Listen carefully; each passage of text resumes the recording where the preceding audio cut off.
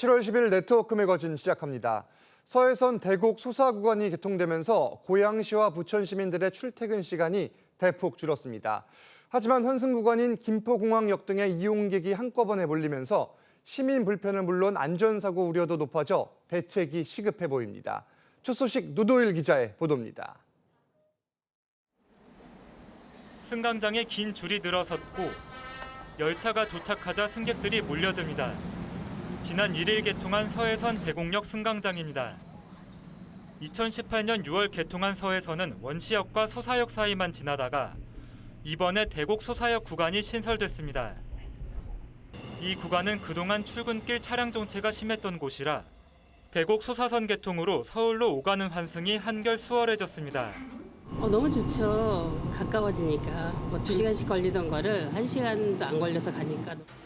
하지만 출근길 등 한꺼번에 승객이 몰려 혼잡을 빚기도 하고 움직일 수 없을 정도는 아니라도 좀 비싸웠어요. 이렇게 내릴 때 좀 부딪혔어요. 특히 5개 노선이 겹치는 김포공항역은 9호선을 중심으로 안전사고 우려도 높았습니다. 서해선 개통으로 출근 시간대 김포공항역 이용객은 개통 전보다 20% 넘게 늘었습니다. 개통이 됐으니까 사람이 좀 몰리는 거 좀 있을 것 같아요. 지금 적은 인원이 아니다 보니까 많이 몰리면 걱정이 되죠. 서울시는 이달 말부터 출퇴근 시간대 열차를 4대 늘리고 안전요원을 추가 배치하는 등 혼잡 대책을 마련하고 있습니다. TV조선 노도일입니다. 서울 내 대표 노후 지역으로 꼽히던 창신동 쪽방촌 일대가 신속 통합기획 지역으로 확정됐습니다. 서울시가 재개발 활성화를 위해 공모 절차를 대폭 줄인 제도인데 창신동과 같은 노후 지역 재개발을 빠르게 추진할 계획입니다. 구자영 기자입니다. 바위산 아래 허름한 판잣집들이 들어서 있고 골목 사이에는 가파른 계단이 나 있습니다. 일부 주민은 누우면 가득 찰 정도로 좁고 허름한 방 한 칸에 삽니다. 주차가 전혀 안 되는 곳이고 지하들이 너무 많은 곳이고 그다음 겨울이면 보일러 터졌다 여름이면 물이 샌다라는. 지난 5일 서울시는 주민 동의율 60%를 넘어 신속 통합 기획지로 선정된 창신동 재개발 기획안을 확정했습니다. 2,000세대 규모 아파트가 들어서고 에스컬레이터 등을 설치해 보행 약자를 배려합니다. 여러 가지 절차를 통합해서 신속하게 속도를 내서 지난 1년 6개월 정도 최대한 빠른 속도로 기획을 완성하는. 창신동은 2005년 뉴타운 후보지로 지정됐지만 8년 후 구역 지정이 해제됐습니다. 이후 도시재생사업 대상으로 지정돼 800억 원 넘는 예산이 투입됐지만 생활 환경이 개선되지 못했다는 지적도 나왔습니다. 지금 젊은이가 있어야 되는데 우리 경제적으로 보면 노예하고 한 2년간 취약통지서가 안 나와요. 앞으로 신속통합 기획안이 주민동의율 67%를 달성하면 재개발이 확정됩니다.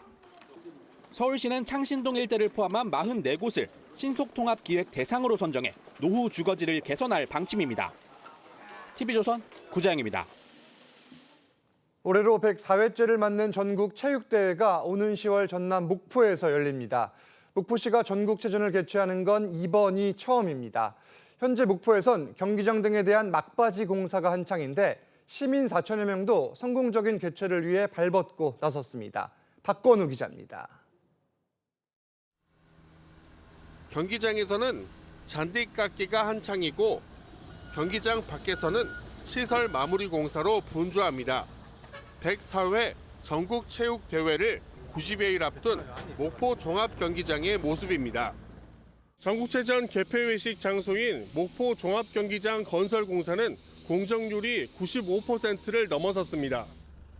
노후된 실내 체육관도 새 모습으로 정비를 마쳐갑니다. 지붕공사, 트랙공사, 토목공사, 조경공사가 남아있는데 공기 안에 끝내기 위해서 순조롭게 지금 박차를 가하고 있습니다. 대회 성공 개최를 위해 시민 4천여 명도 자원봉사에 나섰습니다. 전국체전을 홍보도 하면서 주변 정리도 하고 목포에서 편히 관광하면서 머무르고 갈 수 있도록 뒤에서 협조할 생각입니다. 전남 목포에서 전국체전이 열리는 건 이번이 처음입니다. 사업에 종사하는 사람들 입장에서는 기대가 크고 우리 목포 발전에 전환점이 되지 않을까 저는. 올해 전국체전은 주 경기장인 목포를 비롯해 전남 22개 시군에서 오는 10월 13일부터 19일까지 분산 개최됩니다. TV조선 박고루입니다. 65살 이전에 뇌기능이 떨어지는 초록이 치매 환자가 매년 증가하고 있습니다. 특히 인천은 그 비율이 전국에서 가장 높은 편인데 인천시는 초록이 치매 환자의 사회활동을 지원하기 위해 다양한 프로그램을 추진하고 있습니다. 강석 기자의 보도입니다. 어르신들이 탁상 시계를 조립합니다. 작동이 잘 되는지 알람 소리도 확인해 봅니다. 야외 판매장에서는 어르신들이 직접 만든 물건들을 선보입니다. 할아버지를 내가 살살 달래서 하나라도 구매해주면 좋잖아. 65살 이하 초록이 치매 환자들이 직접 만든 걸 판매하는 특별 장터입니다. 제가 만들어 놓은 거가 팔렸어요. 그래서 기분이 너무 좋아요, 지금. 인천시는 치매 환자들의 사회 활동을 위해 매달 장터를 마련하고 있습니다. 치매 환자들이 제작과 판매, 정산까지 맡으며 자립 훈련을 하고 있습니다. 다양한 사회활동에 참여할 수 있도록 프로그램을 개발하고 치매 안심마을 조성 등 지역사회 정시 여건 개선을 위해 인천 지역의 초록이 치매 환자 비율은 2020년 기준 5,000명으로 전국에서 가장 높았습니다. 인천시는 치매 환자 자립을 돕는 활동기관 34곳을 통해 공동체 적응 프로그램 등을 확대할 계획입니다. TV조선 강석입니다. 수원 특례시의회가 개원 1주년을 맞아 시민토론회를 열었습니다. 각본 없이 즉석에서 질문을 받는 등 시민들의 다양한 의견이 쏟아져 나왔습니다. 김승돈 기자입니다.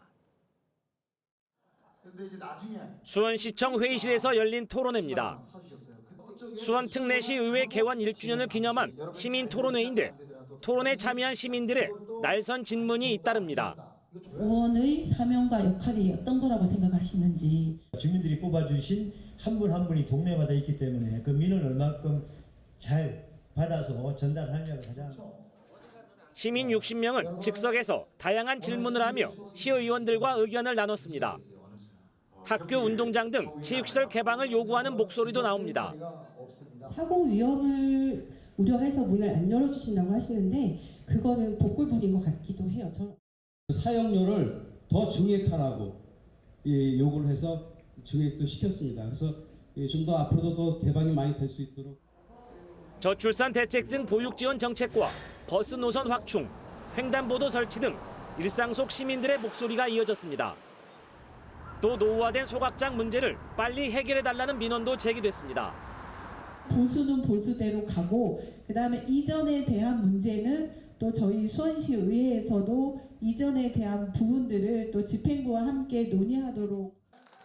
수원 특례시 의회는 현장 토론회를 포함해 사전에 접수받은 질문 20여 건에 대해서는 홈페이지 등을 통해 직접 답할 예정입니다. TV조선 김승도입니다. 오늘 네트워크 매거진은 여기서 마칩니다. 저희는 다음 주 월요일에 다시 찾아뵙겠습니다. 감사합니다.